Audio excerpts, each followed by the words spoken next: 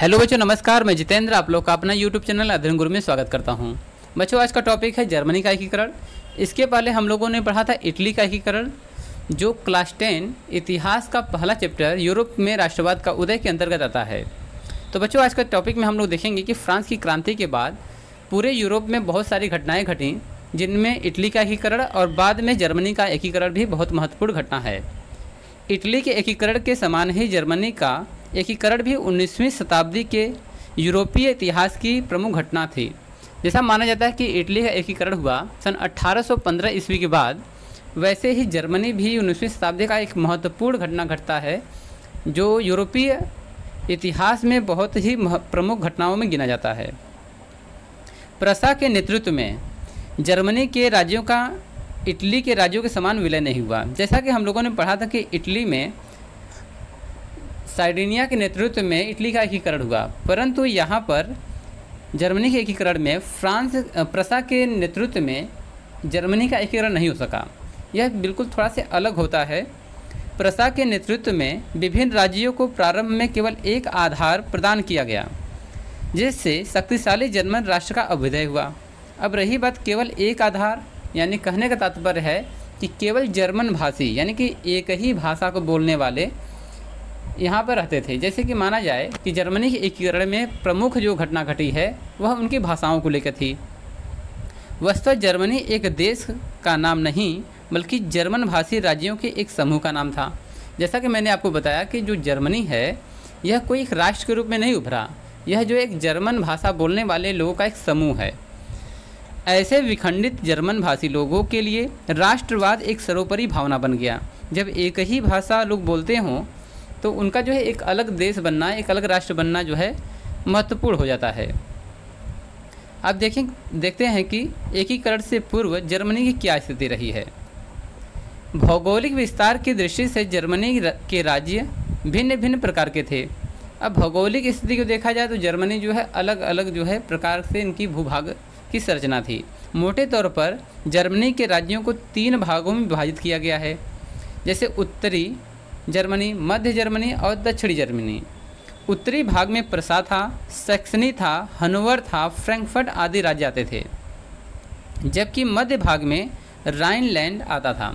यही राइनलैंड जो है जब फ्रांस की क्रांति हो रही थी तो उस समय नेपोलियन बोनापार्ट ने इसको स्वतंत्र किया था, अपने अधीन करके यहाँ पर शासन व्यवस्था यानी कि समानता का अधिकार यहाँ पर लागू किया था। जबकि दक्षिणी जर्मनी में उटेम्बर्ग, बवेरिया, बादेन, पैलेटिनेट, हेस, डर्मेस्टाट आदि थे।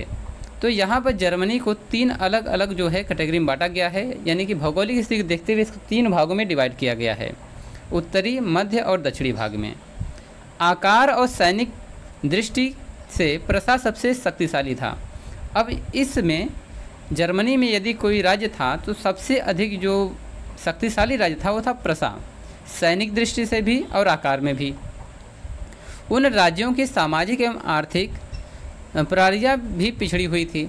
अब जैसे कि हमने जर्मनी को 3 भागों में डिवाइड किया है, उत्तरी, मध्य और दक्षिणी, तो ये सभी आर्थिक दृष्टि से भी अलग अलग जो है पिछड़ी हुई थी। कोई शक्तिशाली था तो कोई जो है अर्थ के मामले में बहुत पिछड़ा हुआ था। आधुनिक जर्मनी का जन्मदाता।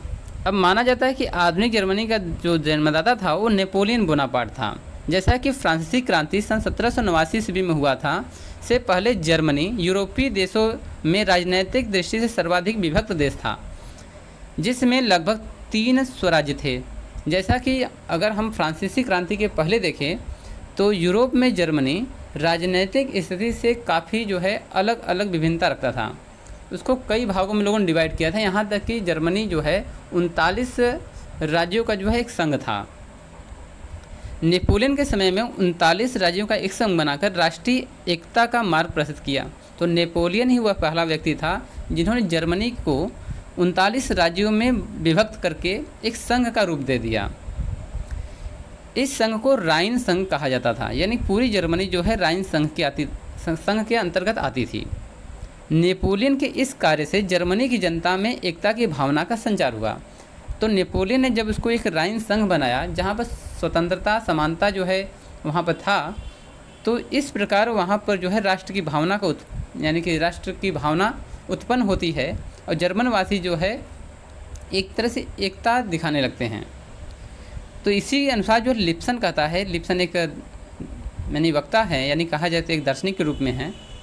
लिप्सन के अनुसार यह इतिहास के मजाकों में से एक है कि आधुनिक जर्मनी का जन्मदाता नेपोलियन था। तो नेपोलियन यहाँ पर जो है ये माना गया है कि जर्मनी के भी एकीकरण में नेपोलियन का हाथ था, जो कि एक हास्यास्पद जो है बात है। फिर भी नेपोलियन का यूरोप में बहुत ही महत्वपूर्ण प्रभाव रहा है, इटली के एकीकरण में भी और जर्मनी के भी एकीकरण में, यहाँ तक कि फ्रांस को भी आधुनिक स्थिति में लाने में नेपोलियन का बहुत बड़ा हाथ रहा है। देखते हैं कि वियना कांग्रेस और जर्मनी की राष्ट्रीय भावना क्या थी। तो वियना कांग्रेस का जो अधिवेशन हुआ था सन 1815 ईस्वी में हुआ था। यह नेपोलियन बोनापार्ट के सन 1815 में वाटरलू के मैदान में जब वो हार जाता है, जब इसको सेंट हेलेना द्वीप पर भेज दिया जाता है, उसके बाद जो है एक वियना कांग्रेस होता है। उसमें जो है फ्रांस की स्थिति वही की जाती है जो पहले थी। नेपोलियन के पतन के बाद वियना कांग्रेस में जर्मन राष्ट्रों की एकीकरण का विरोध हुआ। तो जब नेपोलियन का पतन हो गया, नेपोलियन हार गया वाटरलू का मैदान, उसके बाद वियना कांग्रेस में जर्मनी के राष्ट्रों के एकीकरण, जब बात उठेगी जर्मनी का भी एकीकरण किया जाए, तो इसका विरोध होने लगा, क्योंकि उसमें मेटरनिख जो था वह निरंकुश शासक की भांति जो है कंट्रोल कर रहा था। जर्मन राज्यों को शक्तिहीन संघ राज्य के रूप में ऑस्ट्रिया के प्रभाव में रख दिया। अब पूरे जर्मनी, पूरे राइनलैंड को ऑस्ट्रिया के प्रभाव में रख दिया गया। जो उस समय का चांसलर जो था ऑस्ट्रिया का, वो था मेटरनिख। ऑस्ट्रिया को इस संघ का अध्यक्ष बनाया गया। व्यवस्था के अनुसार किसी भी शासक को जर्मन सम्राट का पद नहीं दिया गया। जैसा कि उस समय शक्तिशाली जो उस समय राज्य हुआ करता था जर्मनी का, वो प्रसा था, फिर भी उसे जो है जर्मन सम्राट नहीं बनाया जाता है। यानी प्रसा का सम्राट तो था, परंतु पूरे जर्मनी जो 39 भागों में विभक्त था, उसका सम्राट नहीं बनाया जाता है। जर्मनी में कोई केंद्रीय संघीय व्यवस्था नहीं थी जो राज्यों की शक्ति पर नियंत्रण कर सके। चूँकि यह 39 भागों में डिवाइड था, तो एक भी संघीय व्यवस्था नहीं बनाई गई थी जो इन 39 राज्यों को कंट्रोल करे। जर्मनी की संघीय डायट, तो वहाँ का एक डायट जो है एक संघ है, समझौता करने वाली संस्था मात्र साबित हुई। इस प्रकार वियना समझौते के अंतर्गत जर्मनी के प्रशासन के लिए की गई व्यवस्था दोषपूर्ण थी, साथ ही जर्मनी के एकीकरण में बाधक भी थी। जैसा कि वियना कांग्रेस हुआ, उसमें जितने भी निर्णय लिए गए वह जर्मनी के एकीकरण में जो है बाधक बनकर सामने आए। तो जर्मनी के एकीकरण में बाधक तत्व कौन से थे? तो जर्मनी के एकीकरण में मुख्य बाधाएं थी। फर्स्ट नंबर है जर्मनी के राज्यों की धार्मिक, राजनीतिक, सामाजिक एवं आर्थिक असमानता। जर्मन जो है धर्म के क्षेत्र में भी अलग अलग था, राजनीतिक स्थिति भी अलग अलग थी और सामाजिक स्थिति भी अलग थी और आर्थिक असमानताएं भी थी। जैसा कि धार्मिक में वहाँ जो प्रोटेस्ट भी हो सकते हैं, कैथोलिक भी हो सकते थे। राजनीतिक स्थिति में प्रसा सबसे शक्तिशाली था, उसके बाद सेना भी अच्छी थी, जबकि अन्य राज्य जो थे वह कमज़ोर थे। राजनीतिक स्थिति में प्रसा जो है आगे रहता था, सामाजिक स्थिति में वह मजबूत था, बाकी जो पिछड़े हुए थे।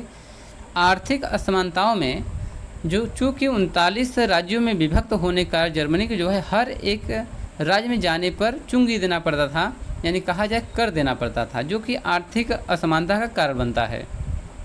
जर्मनी की समस्याओं में ऑस्ट्रिया का हस्तक्षेप, जब भी जर्मनी की बात होती है तो ऑस्ट्रिया सामने आता था, क्योंकि इसका जो अध्यक्ष था वह ऑस्ट्रिया का जो चांसलर मेटरनिख हुआ करता था। तो ऑस्ट्रिया के हस्तक्षेप के कारण भी जर्मनी का जो है एकीकरण नहीं हो सकता था। तीसरा कारण बना अधिकांश जर्मन राज्यों की शिथिल सैनिक शक्ति। केवल प्रसा के पास ही अच्छी सैनिक व्यवस्था थी, बाकी किसी के पास नहीं थी।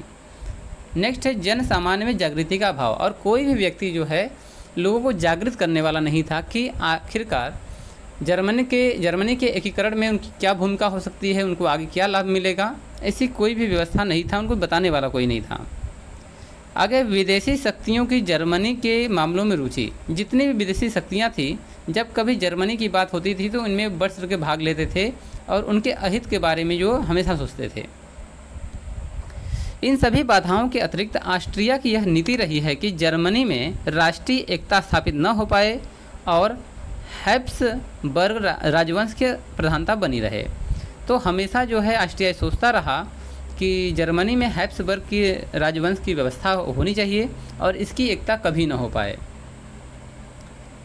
जर्मनी के एकीकरण में सहायक तत्वों का योगदान। अब जर्मनी के एकीकरण में जो जो सहायक तत्व रहे हैं इनके बारे में हम लोग देखेंगे। तो सन 1815 ईस्वी, यानी कि वही समय जिस समय फ्रांस का जो है शासक यानी कि नेपोलियन बोनापार्ट की हार हुई थी, उसी समय वियना कांग्रेस की बैठक हुई थी। तो 1815 ईस्वी से 1850 ईस्वी के मध्य जर्मनी में कतिपय ऐसी प्रवृत्तियों का विकास हो गया था जिससे राष्ट्रीय आंदोलन को गतिमय बनाया। जैसे राष्ट्रीयता और एकीकरण की विचारधारा के प्रसार निम्नलिखित तत्वों का आधार रहा। जैसे कि बताया गया है कि सन 1815 से 1850 यानी कि इन 35 वर्षों में बहुत सारी ऐसी घटनाएं घटी जिससे कि जर्मनी के लोगों में आंदोलन की भावना जागृत हुई और उन्हें गति प्रदान मिला, यानी गति जो है गतिमय हुआ। वह आंदोलन जो है बहुत तीव्र गति से आगे बढ़ा। जैसे में था बौद्धिक चिंतन का योगदान। अब बौद्धिक चिंतन में क्या होता है कि इसमें दार्शनिक आते हैं, पढ़े लिखे लोग आते हैं। जैसे फ्रांसीसी क्रांति तथा नेपोलियन के युग में जर्मनी का महत्तम सांस्कृतिक उत्थान हुआ था।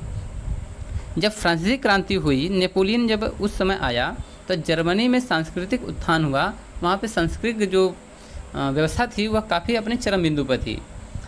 गेटे, सीलर, हर्डर, कांट, फिक्टे, हिगल, सिलर्समेस्वर तथा अनेक अन्य चिंतक और दृष्टा इस युग में पैदा हुए। जैसा कि सभी जो हैं ये सभी चिंतक हैं, लेखक हैं जो इस युग में पैदा हुए, जिसके कारण से 19वीं शताब्दी में जर्मनी को आमतौर पर चिंतन के क्षेत्र में यूरोप का अग्रणी देश माना जाता था। 19वीं शताब्दी के स्टार्टिंग में इन सभी लोगों ने कुछ ऐसी ऐसी रचनाएं की जिससे ये पता चलता है कि यूरोप में जर्मनी का एक महत्वपूर्ण योगदान रहा है, खासतौर पर चिंतन के क्षेत्र में। ये जो विचारक थे अपने विचार के माध्यम से जर्मनी के एकीकरण की बातें किया करते थे, परंतु जर्मनी के चिंतन की विशेषताएं किसी न किसी रूप में राष्ट्रवाद से संबंध होती थी। ये जितने भी चिंतक हैं ये हमेशा जर्मनी के जो है राष्ट्रवाद की भावना को भड़काना चाहते थे। उसमें जो है इन लोगों का सभी जो है यही प्रयास रहता था कि जर्मनी में राष्ट्रवाद जो है जागृत हो और लोग जो है स्वतंत्र रहें और इस जर्मनी का एकीकरण हो पाए। दूसरा कारण बन के सामने आता है जालवरीन।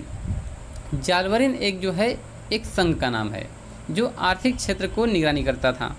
तो जैसा कि मैंने पहले आपको बताया कि जर्मनी जो है 39 राज्यों में विभक्त था, तो हर एक राज्य में प्रवेश करने पर चुंगी देना पड़ता था, यानी कि जालवरीन देना पड़ता था, यानी कर देना पड़ता था।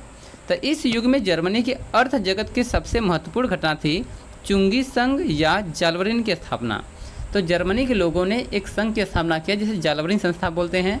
इसका काम था कि पूरे जर्मनी में जो भी स्टेट हैं अगर आपसी व्यापार करते हैं तो उन्हें किसी प्रकार का कर न देना पड़े। इससे किसानों को लाभ होगा और किसान जो है सशक्त होंगे, पैसे वाले होंगे। यह एक आर्थिक संगठन यानी व्यापारिक संगठन था जिससे सन 1832 ईस्वी में प्रवासी प्रसा ने जर्मनी के 12 राज्यों के सहयोग के आधार पर एक चुंगी संबंधी समझौता करके बनाया था। चूँकि यह 1832 में प्रसा ने जर्मनी के 12 राज्यों की सहायता से बनाया था। एक समझौता था, यानी जो जालवरीन है एक समझौता था जिसे हम चुंगी संघ भी कर सकते हैं, कर संघ भी कर सकते हैं, जो उस समय जर्मनी के 12 राज्यों ने मिलकर बनाया था। जालवरीन द्वारा चुंगी का एकीकरण हो गया। सन 1844 ईस्वी तक जर्मनी के अधिकांश राज्य इसके अंतर्गत आ चुके थे। उन्होंने अपने सीमांतों के भीतर एक प्रदेश से दूसरे प्रदेश को माल लाने ले जाने पर सभी चुंगी वसूलियों को ख़त्म कर दिया। चूँकि एकीकरण का यह दूसरा चरण है तो इसमें हम मान सकते हैं कि जब जालवरीन संघ आया तो उसमें क्या था, जर्मनी के 39 राज्य हैं, इसके बीच में जो भी पदार्थों का आदान प्रदान हो रहा है, जो भी सामान ले जा रहे हैं, उसमें किसी प्रकार कर देने की व्यवस्था नहीं थी।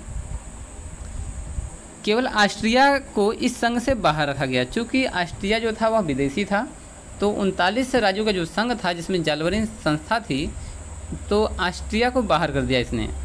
राजनैतिक एकीकरण के पहले देश का आर्थिक एकीकरण संपन्न हो गया था। तो बताया गया कि राजनैतिक एकीकरण से पहले आर्थिक एकीकरण पहले हो चुका था। जालवरीन का नेतृत्व प्रसा कर रहा था, अतः उसके नेतृत्व में एकीकरण की भूमिका तैयार होने लगी। चूँकि जालवरीन का जो प्रमुख जो था वह प्रसा था और बाद में प्रसा जो है जर्मनी के एकीकरण में महत्वपूर्ण भूमिका तैयार किया। आगे आता है बुर्जुआ वर्ग का उदय। बुर्जुआ वर्ग में क्या होते हैं, व्यापारी आते हैं। यह एक नया वर्ग था जिसमें जो है काफ़ी अमीर व्यक्ति हुआ करते थे, परंतु इनकी संख्या बहुत कम थी।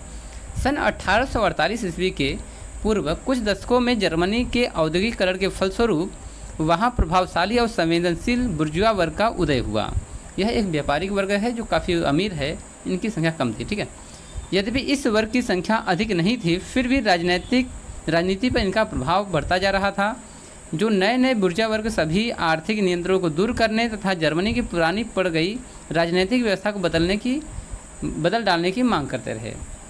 ये जो बुर्जुआ वर्ग है यह 1848 ईस्वी के बाद जर्मनी की पुरानी राजनीतिक व्यवस्था को बदलना और आर्थिक नियंत्रणों को दूर करना, इन सभी कार्यों को करने में ये काफ़ी अग्रणी रहे हैं। इसके फलस्वरूप एक उदारवाद और राष्ट्रवाद की लहर दौड़ पड़ी थी। यह नया वर्ग समाचार पत्रों पर नियंत्रण रखता था तथा इसके द्वारा राष्ट्रीय एकीकरण के आंदोलनों का जबरदस्त समर्थन कर सशक्त जनमत का निर्माण कर रहा था। ये जो वर्ग है यह खास तौर पर समाचार पत्रों पर नियंत्रण रखता था, तो उसने जर्मनी के एकीकरण के बारे में बहुत सारे लेख लिखे, जिसके कारण से जर्मनी का एकीकरण होने में काफ़ी जो है सहायता मिली। आगे आता है रेलवे लाइन का निर्माण। देखिए, तो हम लोगों ने पढ़ लिया कि जालवरिन के बारे में। ठीक है, तो जालवरिन जो है महत्वपूर्ण योगदान दिया आर्थिक क्षेत्र में, परंतु बाद में जब रेलवे लाइन का निर्माण हुआ तो यह जो है व्यापार करने में काफ़ी सहायता किया और जर्मनी के एकीकरण में भी बहुत अच्छा योगदान किया।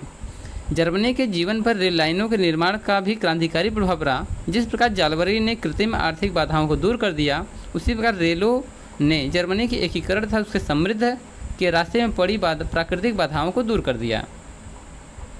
इस परिस्थिति के विकास के अभाव में यह अविश्वसनीय लगता है कि बिस्मार्क मात्र अपने लौह और रक्त की नीति के बल पर जर्मनी का एकीकरण कर पाने में सफल होता। देखिए, जब बिस्मार्क आया तो लौह एवं रक्त की नीति लेकर आया था, परंतु यह लौह और रक्त की जो नीति रही है वह रेलवे लाइनों के निर्माण और जालवरिन संघ के निर्माण से पहले यदि होता तो शायद जर्मनी का एकीकरण में काफ़ी देर हो जाता। तो रेलवे लाइन के निर्माण में यह काफ़ी तेज़ी से जो है प्रसारित हुआ। जर्मनी के एकीकरण के लिए छेड़े गए 3 युद्धों में प्रसा के निर्णायक विजयों का राज इसी तथ्य पे निहित था। चूँकि जर्मनी का एकीकरण में रेलवे लाइन का बनना, जालवरिन का निर्माण ये प्रमुख घटना रही है, तो यदि जर्मनी ने तीनों युद्ध जीता है तो इसमें जो है इस रेलवे लाइन का बहुत ही महत्वपूर्ण योगदान था, क्योंकि हथियारों को ले जाना, सैनिक को पहुँचाना ये काफ़ी तीव्र गति से हो रहा था। अब देखते हैं कि 1830 ईस्वी एवं 1848 की फ्रांसीसी क्रांति व जर्मनी के एकीकरण के प्रयास। चूँकि 1830 में जब जर्मनी में क्रांति हुआ तो उस समय फ्रांस की क्रांति का प्रभाव था। कौन सी फ्रांस क्रांति? जब नेपोलियन बोनापार्ट था और 1789 ईस्वी में जो क्रांति हुआ था उसका प्रभाव था। एक क्रांति फ्रांस में और होता है सन 1848 में। इसमें फ्रांस में सरकारें बनी थी निरंकुशवाद की, वह जो है जड़ से उखड़ जाती हैं। यही कारण रहा कि जर्मनी के एकीकरण में काफ़ी शीघ्रता हुई। 1830 ईस्वी की फ्रांसीसी क्रांति के प्रभाव स्वरूप जर्मनी के कई राज्यों में भी क्रांतियाँ हुईं और कहीं कहीं उदारवाद को तात्कालिक विजय भी मिली। तो 1830 ईस्वी की फ्रांसीसी क्रांति के प्रभाव पर जर्मनी के कई राज्यों प्रभावित हुए, क्रांतियाँ हुई, परंतु फिर भी जर्मनी का एकीकरण नहीं हो सका। इसका रीज़न क्या था कि सन 1832 ईस्वी में जर्मनी के हैम्बर्ग नगर में एक विराट जर्मन महोत्सव मनाया गया, लेकिन तुरंत ही मेटरनिख ने इस पर जो है दमन चक्र चला दिया और 2 वर्षों के भीतर ही जो जर्मनी के एकीकरण की बातें हो रही थी वो शांत हो गई। जर्मनी की एकता के लिए हुए सारे प्रयास बेकार हो गए थे और सन 1848 ईस्वी में ज्यों ही फ्रांसीसी क्रांति की खबर जर्मन भाषी लोगों को पड़ी, नरेशों के शासन डगमगाने लगे। जो वहाँ पर 39 राज्यों के संघ में जो शासक थे उनके पैर जो है उखड़ गए। बहुत सारे जर्मन नरेश गद्दी छोड़कर भाग खड़े हुए और उदारवाद की कई जगहों पर विजय हुई। तो जैसे ही पता चला कि सन 1848 में फ्रांस में क्रांति हो गई है, वहाँ पर जो है फिर से जो है लोकतंत्र कायम हो गया है, तो जर्मनी के जो छोटे छोटे राजा हुआ करते थे वह भाग खड़े हुए। कुछ ने तो यहाँ तक कि उदारवाद की भावना से प्रेरित होकर के उदारवाद में शामिल हो गए। उदारवादियों ने विभिन्न राज्यों को एक एक करके जर्मन राष्ट्र के निर्माण का प्रयत्न किया और फ्रैंकफर्ट असेंबली में एकत्र हुए और जर्मनी के एकीकरण के विभिन्न प्रस्तावों पर विचार करने लगे। तो जैसे कि फ्रांसीसी क्रांति के बाद जो है काफ़ी जर्मनी के एकीकरण में योगदान काफ़ी लोगों का रहा, तो वहाँ पर जितने भी उदारवाद और राष्ट्रवादी थे इकट्ठा होते हैं, एक फ्रैंकफर्ट असेंबली बनाई जाती है। वहाँ पर जर्मनी के एकीकरण के लिए बहुत सारे प्रस्ताव और विचार करने लगे लोगों ने। और जैसे कि सन 1848 में जर्मनी के राष्ट्रवादियों ने संविधान का निर्माण और प्रसा के शासक फ्रेडरिक विलियम प्रथम को संपूर्ण जर्मनी का सम्राट चुना गया। अब जैसे कि जब फ्रैंकफर्ट में आए तो उन्होंने कहा कि जर्मन के लिए एक संविधान की रचना होनी चाहिए और विलियम प्रथम को जो है हमारा शासक या सम्राट चुना जाना चाहिए, क्योंकि प्रसा जो है सबसे शक्तिशाली था और उसने जो है जर्मनी के एकीकरण में बहुत ही अग्रणी भूमिका निभा रहा था। इसलिए फ्रेडरिक विलियम प्रथम को शासक बनाने की बात हुई, परंतु उसने मना कर दिया। विलियम प्रथम ने कहा कि नहीं, मैं सम्राट नहीं बन सकता हूँ। अब आगे देखते हैं कि विलियम प्रथम उनके सैनिक सुधार क्या थे। जब बात आती है विलियम प्रथम को संपूर्ण जर्मनी का सम्राट चुनने की, तो वह पीछे हटते हैं, परंतु यह प्रसा के अभी भी सम्राट हैं। तो प्रसा के नरेश विलियम प्रथम प्रसा के नेतृत्व में जर्मनी का एकीकरण में विश्वास रखता था, परंतु इसका सबसे कट्टर विरोधी ऑस्ट्रिया था। जैसा कि हम जानते हैं कि प्रसा का सबसे कट्टर विरोधी रहा है तो वह रहा है ऑस्ट्रिया। तो मानता था कि प्रसा के नेतृत्व में ही जर्मनी का एकीकरण हो, परंतु ऑस्ट्रिया ये कभी नहीं चाहता। विलियम प्रथम का विश्वास था कि केवल युद्ध में परास्त करके और ऑस्ट्रिया को जर्मनी की राजनीति से निकाल कर बाहर करने के बाद ही जर्मनी का एकीकरण संभव हो सकेगा। अतः उसने प्रसा की सैनिक शक्ति बढ़ाने की योजना बनाई। विलियम ये जानता था कि यदि हम ऑस्ट्रिया को कहेंगे कि तुम बाहर चले जाओ तो ऐसा संभव नहीं है। ऑस्ट्रिया को बाहर करने के लिए केवल एक ही विकल्प है कि उसको युद्ध किया जाए और युद्ध में हराया जाए और जो जर्मनी की राजनीति है उससे ऑस्ट्रिया को दूर रखा जाए। यही एक कारण है कि हम ऑस्ट्रिया को जर्मनी से बाहर रख सकते हैं। और सबसे बड़ी बात है कि सैनिक सुरक्षा, तो सैनिक शक्ति बढ़ाने के लिए भी उसने योजना बनाई। लेकिन होता क्या है कि सैनिक के खर्च जो है ज़्यादा हो रहे थे, तो प्रसा की संसद में इसका विरोध होना शुरू हो गया कि आखिर सैनिकों के लिए पैसा आएगा कहाँ से। एक राजनीतिक गतिरोध जो है आरंभ हो जाता है। प्रसा नरेश ने इस गतिरोध को निपटने के लिए ऑटो वन बिस्मार्क, एक बहुत ही मशहूर व्यक्ति हैं, एक महान व्यक्तित्व के इंसान हैं, 1862 ईस्वी में अपना चांसलर नियुक्त कर दिया। चांसलर का मतलब होता है प्रधानमंत्री, यानी कि यहाँ पर विलियम प्रथम ने ऑटो वन बिस्मार्क को अपना जो है प्रधानमंत्री चुन लेता है। अब थोड़ा सा ऑटो वन बिस्मार्क के बारे में देख लेते हैं कि जर्मनी के एकीकरण में इनकी क्या भूमिका रही है। ऑटो वन बिस्मार्क का जन्म सन 1815 में ब्रेडेनबर्ग के एक कुलीन परिवार में हुआ था। बिस्मार्क की शिक्षा बर्लिन में हुई थी। सन 1847 ईस्वी में वह प्रसा के प्रतिनिधि सभा का सदस्य चुने जाते हैं।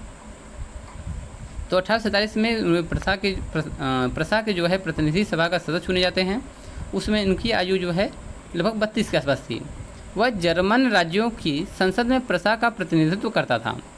वह नवीन विचारों का प्रबल विरोधी था। सन 1859 ईस्वी में वह रूस में जर्मनी के राजदूत के रूप में नियुक्त हुआ। तो यहाँ पर बिस्मार्क को 1859 में रूस भेजा जाता है और जर्मनी का दूत बनाकर भेजा जाता है। वह सन 1862 में 3 सालों के बाद वह पेरिस का राजदूत बनकर भेजा गया जाता है। तो इसे जो है बिस्मार्क को पेरिस में यानी फ्रांस में सन 1862 ईस्वी में राजदूत बनाकर भेजा जाता है। सन 1862 ईस्वी में ही प्रसा शासक विलियम प्रथम ने उसे देश का चांसलर या प्रधानमंत्री नियुक्त कर दिया था। जैसा कि हमने ऊपर पढ़ा है कि जब सैनिक की बात आती है, उनके खर्चे की बात आती है, तो एक राजनीतिक गतिरोध आरंभ हो जाता है।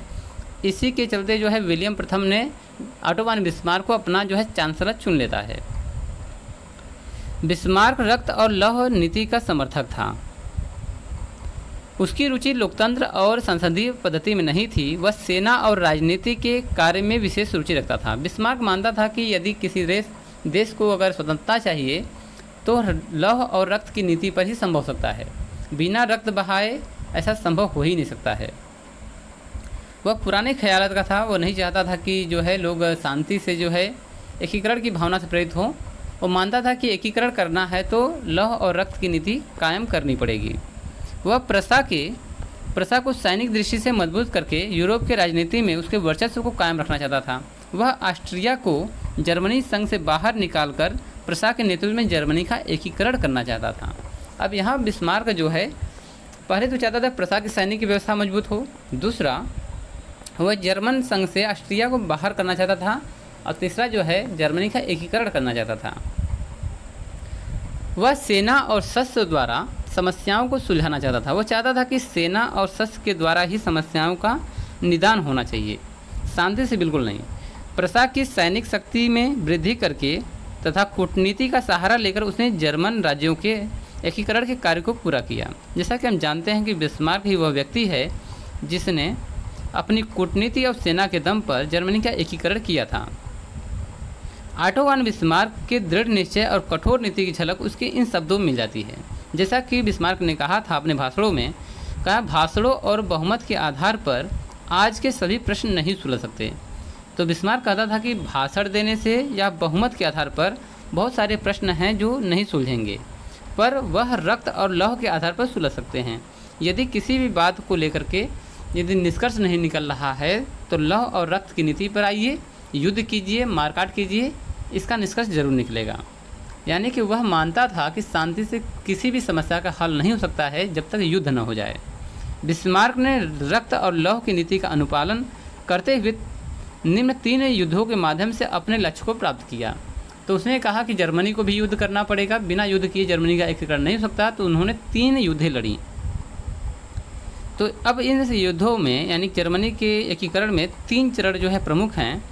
तो देखते हैं प्रथम चरण में क्या होता है कि डेनमार्क से युद्ध सन 1864 ईस्वी में होता है एवं गेस्टाइन समझौता भी उस समय होता है।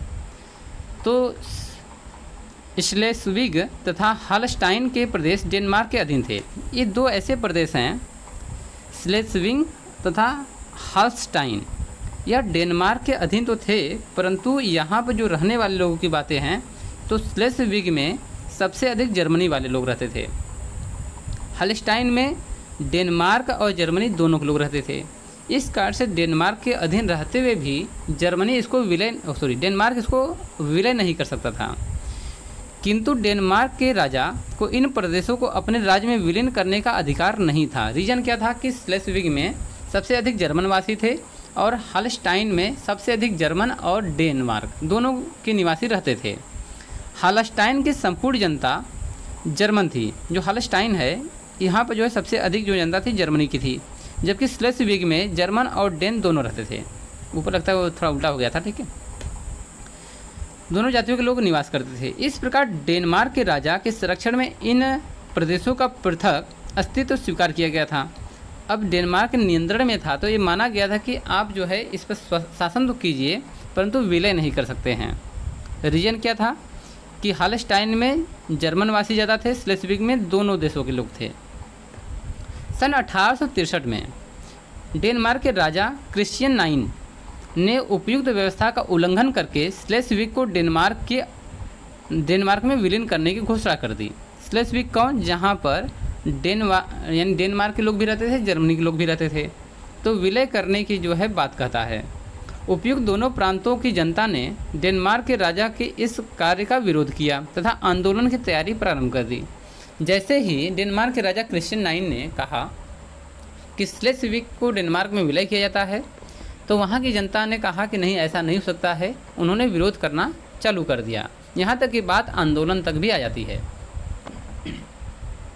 श्लेस्विग और हॉलस्टाइन समस्या ने बिस्मार्क की इच्छा के अनुकूल परिस्थितियाँ उत्पन्न कर दी। उसने अवसर का पूरा लाभ उठाने का निश्चय किया। जब देखा कि वहाँ पर जो है आंदोलन भड़कने वाला है तो उन्होंने एक समझौता किया। किसके साथ? ऑस्ट्रिया के साथ। उसने कहा यदि हम लोग जो है श्लेस्विग और हॉलस्टाइन को प्राप्त करना चाहते हैं तो ऐसा करते हैं, उसमें हम इन्वॉल्व होते हैं। तो उन्होंने क्या किया कि एक साथ मिल करके डेनमार्क को अल्टीमेटम दिया कि यदि वह 24 घंटे में नहीं छोड़ता है तो युद्ध करना पड़ेगा।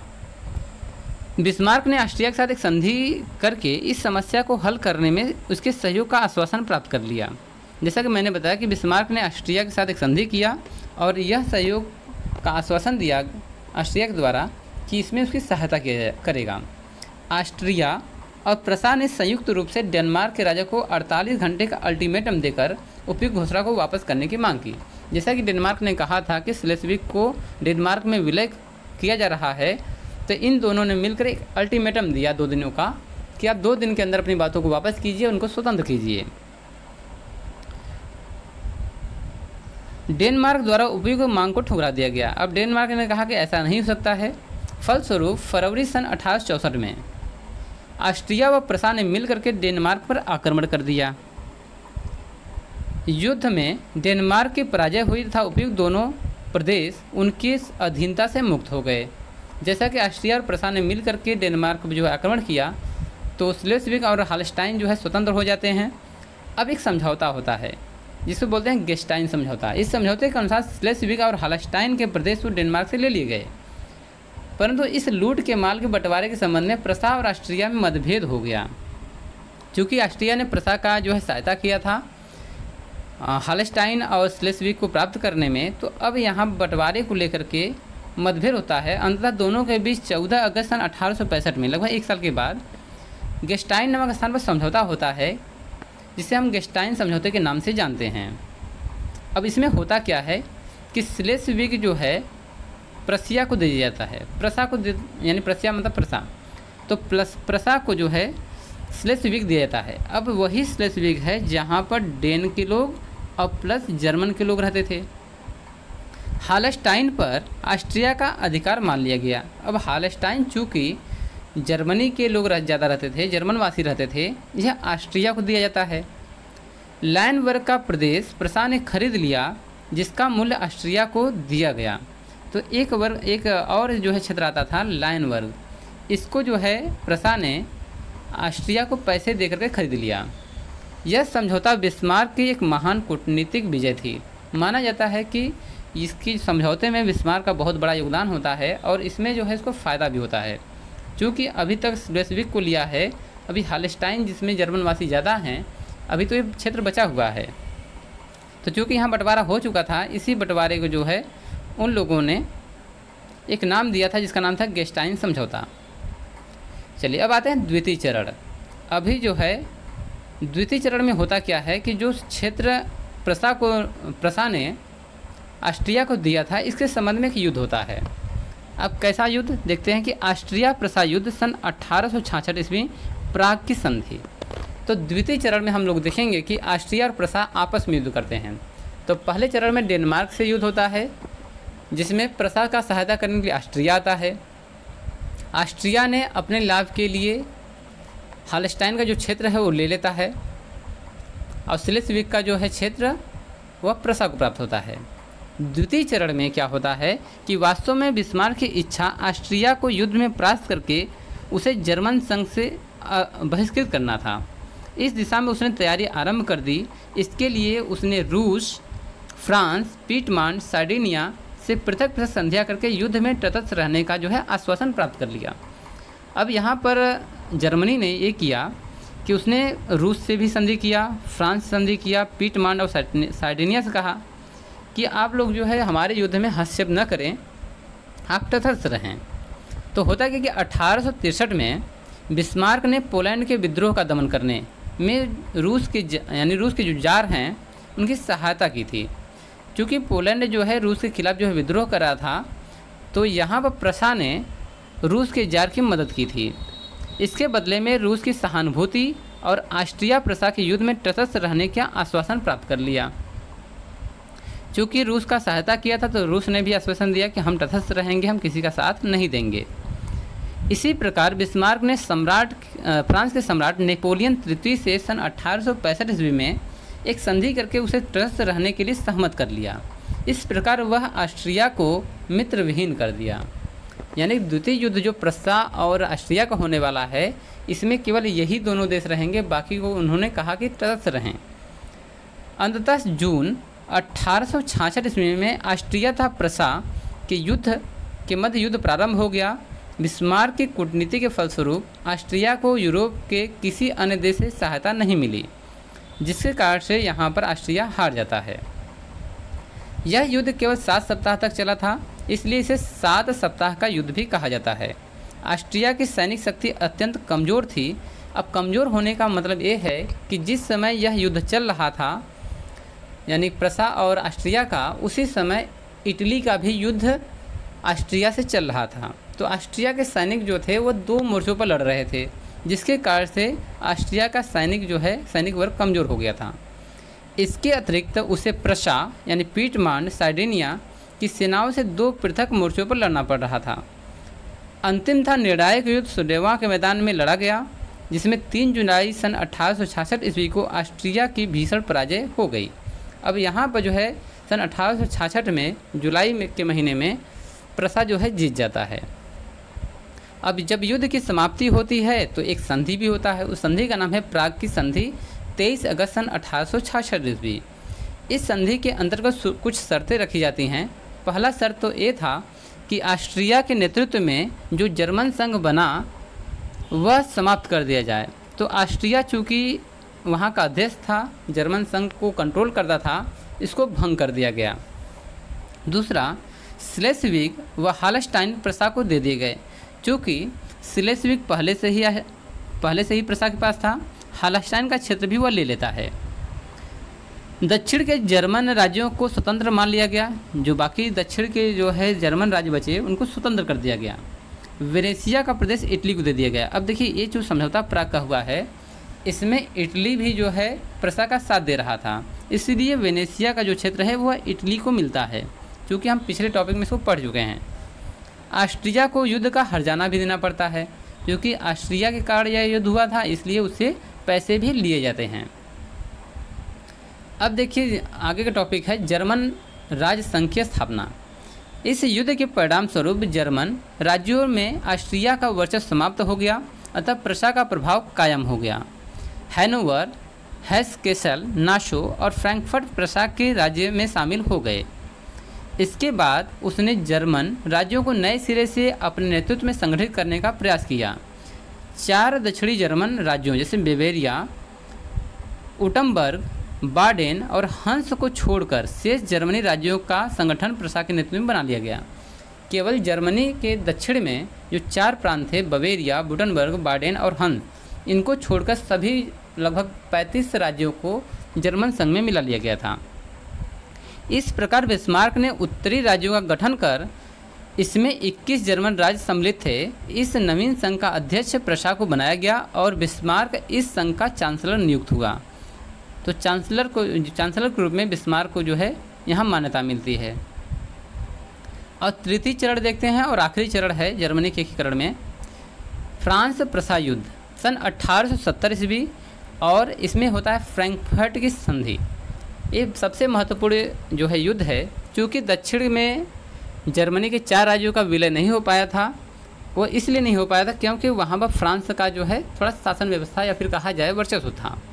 जर्मनी के एकीकरण के लिए बिस्मार्क ने फ्रांस से अंतिम युद्ध किया, क्योंकि उसे पराजित किए बिना दक्षिण के 4 जर्मन राज्यों का जर्मन संघ में शामिल करना असंभव था। यही कारण है कि प्रसा ने फ्रांस के साथ युद्ध किया। फ्रांस के राष्ट्रपति नेपोलियन तृतीय ने अपनी गिरी हुई प्रतिष्ठा को पुनर्जीवित करने के लिए फ्रांस की सीमा को राइन नदी तक विस्तृत करने का विचार किया, परंतु वह इस कार्य में सफल नहीं हो पाया। अब देखा कि यहाँ पर जर्मनी का एकीकरण हो चुका है, तो वह चाहता था कि नेपोलियन जो फ्रांस का जो है शासक है, वह चाहता था कि फिर से फ्रांस का जो वर्चस्व है, जो राज्य का विस्तार नीति है, वह राइन नदी तक पहुंच जाए, परंतु ऐसा होना संभव नहीं था। बिस्मार्क अपनी कूटनीति चालों द्वारा फ्रांस के हर इच्छाओं को सफल कर दिया। चूँकि ऑटो वन बिस्मार्क बहुत कुटिल दिमाग और रक्त और लहू की नीति में विश्वास करता था, उसने सभी फ्रांस के जितने भी उसने चालें चली सबको निष्फल कर दिया। इसी समय घटना घटता है कि स्पेन की राजगद्दी का प्रश्न, इस बीच में स्पेन में उत्तराधिकारी का प्रश्न उपस्थित हो गया, जिससे वहाँ गृहयुद्ध प्रारंभ हो गया। सन 1863 ईस्वी में स्पेन की जनता ने विद्रोह करके महारानी इजाबेल द्वितीय को देश से बाहर निकाल दिया।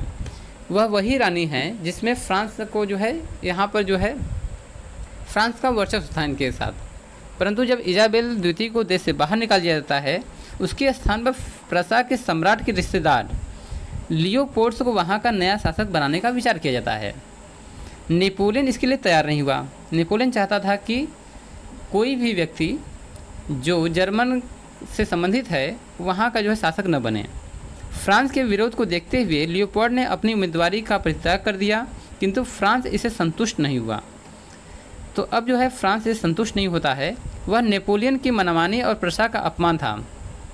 चूँकि प्रशा ये देख रहा था कि नेपोलियन जो है प्रशा के एक राजकुमार को वहाँ का शासक बनने नहीं देता स्पेन का, तो इससे उसको अपमानित होता है। प्रशा जो है अपान की दृष्टि अपने आप को देखने लगता है और यह भी देखता है कि नेपोलियन कैसे मनमानी करके वहाँ पर एक जो राजा वहाँ का बनने वाला है उसको हटा दिया। अतः 15 जुलाई सन 1870 ईस्वी को फ्रांस और प्रशा के विरुद्ध युद्ध की घोषणा कर दी। अब होता क्या है कि फ्रांस ने प्रशा के ऊपर युद्ध की घोषणा करते हैं, तो उसी समय होता क्या कि एक भयानक युद्ध होता है। फ्रांस प्रशा का यह युद्ध सेडान के मैदान में लड़ा गया। तो सेडान के मैदान में तीसरा युद्ध लड़ता है प्रशा फ्रांस के साथ, जिसमें नेपोलियन तृतीय परास्त हो जाता है। जर्मन सेनाएं फ्रांस के अंदर तक पहुंच जाती हैं। 20 जनवरी सन 1871 को पेरिस के पतन के पश्चात युद्ध समाप्त हो गया। तो 1871 ईस्वी में फ्रांस हार जाता है और उस सेनाएं जो है प्रशा की वह फ्रांस के अंदर तक पहुंच गई थी। अतः दोनों के बीच में फ्रैंकफर्ट की संधि होती है, जिसकी प्रमुख शर्तें थी। पहली शर्तें थी कि फ्रांस को अल्सास और लारेन के प्रदेश जर्मनी को देने पड़ेंगे। तो अब फ्रांस ने अल्सास और लारेन का प्रदेश जर्मनी को दे दिया। फ्रांस को युद्ध का हर्जाना 20 करोड़ पाउंड क्षतिपूर्ति के रूप में देना पड़ा। क्योंकि युद्ध हुआ था, खर्चे हुए थे, तो 20 करोड़ पाउंड जो है फ्रांस को देना पड़ा प्रशा के। हर्जाने की अदायगी तक जर्मन सेना फ्रांस में रहेगी। अब माना गया कि जो प्रशा की जो सेना थी, एक आख जब तक हमें 20 करोड़ पाउंड नहीं मिलते हैं तब तक जर्मन की सेना जो है फ्रांस में रहेगी। यह संधि फ्रांस के लिए अपमानजनक सिद्ध हुई और दोनों देशों के बीच दुश्मनी की जड़ें और मजबूत कर दी। चूँकि वहाँ पर नेपोलियन तृतीय हार चुका था, प्रशा के सैनिक जो है फ्रांस में पहुँच गए थे और दोनों में एक समझौता होता है जिसमें 20 करोड़ पाउंड जो है क्षति के रूप में प्रशा को देना था। और जब तक जर्मनी नहीं देता है उतने समय तक जर्मनी की सेना फ्रांस में रहेगी। इस कारण से फ्रांस का बहुत बेइज्जती होता है। जर्मन साम्राज्य की घोषणा। अब देखते हैं कि सेडान के युद्ध में फ्रांस की पराजय के पश्चात चारों दक्षिणी राज्यों जो साउथ जर्मनी में थे, बावेरिया, बाडेन, ब्रनबर्ग और हंस को जर्मन संघ में शामिल करके उसे जर्मनी का साम्राज्य का एक नया नाम दे दिया गया। चूँकि इन चारों को अब मिला लिया जाता है, तो मिलाने के बाद जर्मनी साम्राज्य एक नया नाम दिया जाता है। प्रशा का राजा जर्मनी का शासक घोषित किया जाता है। जो प्रशा का राजा था विलियम प्रथम, उसे जो है जर्मनी का शासक बनाया जाता है। इस प्रकार जर्मनी का एकीकरण पूरा हो जाता है। 18 जनवरी सन 1871 ईस्वी को वर्साय की शाही महल में, यह वही महल है जिसको लुई 16वां ने बनवाया था, ठीक है, उसी शाही महल में, वर्साय के महल में विलियम प्रथम का राज्यारोहण तथा उत्सव बड़ी धूमधाम से मनाया जाता है। क्योंकि जर्मनी का शासक मिल चुका था विलियम प्रथम के रूप में, तो उसी वर्साय के महल में धूमधाम से उनका जो है राज्याभिषेक किया जाता है और जर्मनी राज्य का जो है शासक मान लिया जाता है। अब इससे संबंधित क्वेश्चन पूछे जाते हैं, जैसे कि टिप्पणी लिखने के लिए 100 से 150 शब्दों में आता है। पिछला टॉपिक हम लोगों ने पढ़ा था इटली का एकीकरण, उसमें आता है यंग इटली का, मेजनी के बारे में, काउर की गृह नीति के बारे में, गैरीबॉल्डी के बारे में आता है, कार्मोरी जो है एक संगठन था उसके बारे में। चूँकि हम आज पढ़े हैं जर्मनी का एकीकरण, जिसमें बिस्मार्क की लौह और रक्त की नीति के बारे में पूछेगा, विलियम प्रथम के बारे में पूछेगा, और जालवरिन क्या होता है, गेस्टाइन समझौता क्या हुआ था, फ्रैंकफर्ट की संधि क्या हुई थी, इस सभी के बारे में जो है क्वेश्चन बनते हैं। तो आपको इस नोट्स को अच्छे से पढ़ लेना है, जिससे कि आपको बेहतर तैयारी हो सके और आप एग्ज़ाम में अच्छे से अच्छे एग्जाम नंबरों से पास हो सकें। तो बच्चों, ये टॉपिक यही समाप्त होता है। धन्यवाद। जैसा कि आप लोग वीडियो देखते हैं परंतु हमारे चैनल को सब्सक्राइब नहीं करते हैं, तो मैं आपसे अनुरोध करता हूं कि आप जो है वीडियो को देखें और नोटिफिकेशन जल्दी से जल्दी मिले, इसके लिए आपको हमारे चैनल को सब्सक्राइब करना पड़ेगा। धन्यवाद।